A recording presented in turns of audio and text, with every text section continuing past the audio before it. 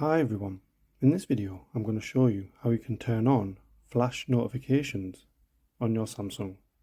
So if you find this video helpful, please give it a like and make sure you subscribe for more useful tutorials.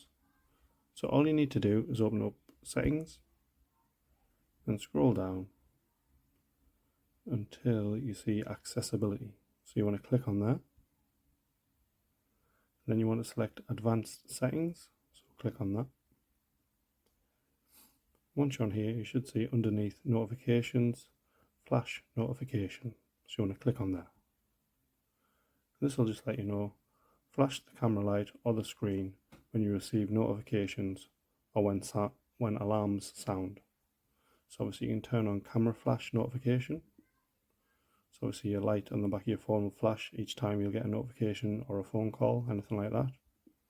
You can also turn on screen flash notification. And you can obviously select certain apps or just leave it on all apps if you wish to do that. And you can also press preview, so you can obviously see what that'll look like. So that's how you can turn on flash notifications on your Samsung. Thanks for watching.